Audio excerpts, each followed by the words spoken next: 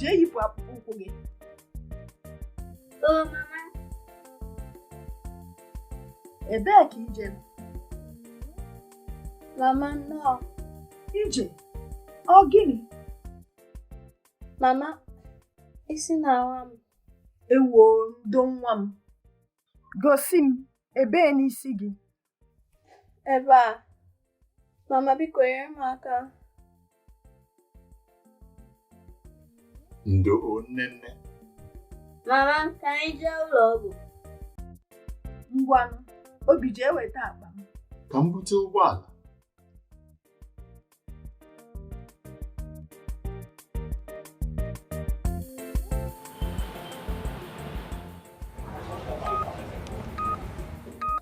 Dr. Okoli, ehihie ọma. Ije, kedu? Isi a na-awa gị? Dr. Okoli, biko nye ya ọgwụ. Obi ya obi, biko ka anyị ghọta ihe na-eme isi Ije tupu enye ya ọgwụ. Ije, kemgbe isi ọwụwa bidoro?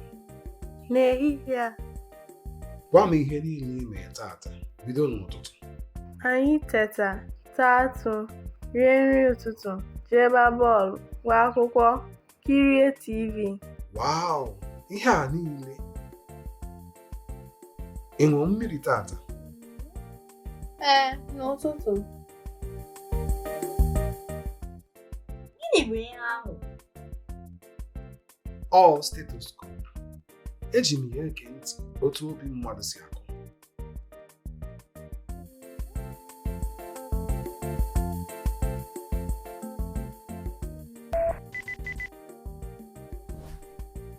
Iri nri ehihie? Ewo, eribe m. Ị ma na iri nri na ịṅụ mmiri n'oge na-enye aka igbochi ọrịa? Mama agwabugo anyị. Ngwa, aga m enye gị ọgwụ isi ọwụwa na mmiri. Ka m jee zụtara ya nri kịta.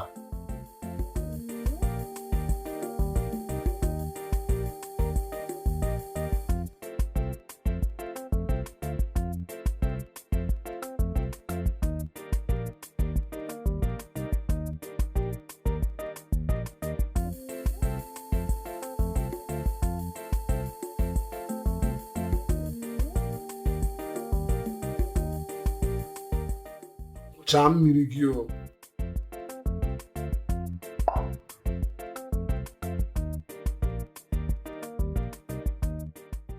Obi, kedu maka ụlọ akwụkwọ? Ọ dị mma. Enwere nnukwu egwuregwu bọọlụ agbara n'ụlọ akwụkwọ anyị. Dr. Okoli, adịgwo m mma. Daalụ Dr. Okoli. Ije na Obi, chetanụ na iri nri na ịṅụ mmiri n'oge na-enye aka igbochi ọrịa. Dọkịta. Chineke daalụ na ije adịgo mma. Biko, ka anyị jee rie nri.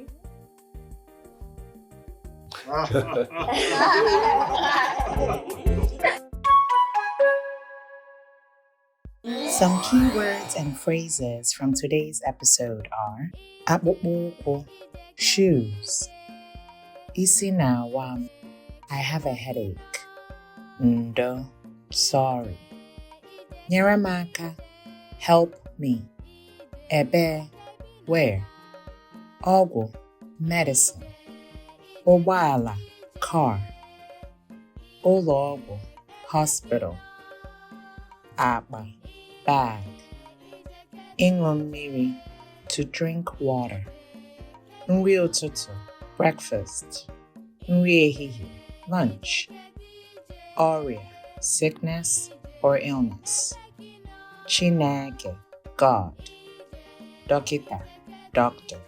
Practice these key words as you continue to learn Igbo with EJ the World Traveler. See you next time. Orugo no mume. Guess what time it is? Quiz time. Ajụjụ nke mbụ. Kedu ihe na-eme EJ? What's wrong with EJ? Isi na-awa EJ. EJ has a headache. Ajụjụ nke abụọ. Ebee ka ha kpọọ EJ ga? Where did they take EJ? Ha kpọọ EJ gaa ụlọ ọgwụ. They took EJ to the hospital. Gịnị ka Dr. Okoli gwa EJ na Obi ka ha cheta? What did Dr. Okoli tell EJ and Obi to remember? Dr. Okoli si ha cheta na iri nri na ịṅụ mmiri n'oge na-enye aka igbochi ọrịa.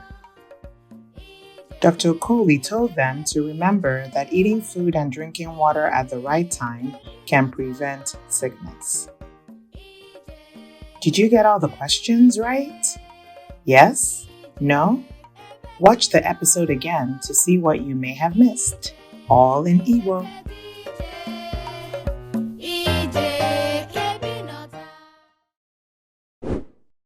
Subscribe to the EJ the World Traveler YouTube channel today.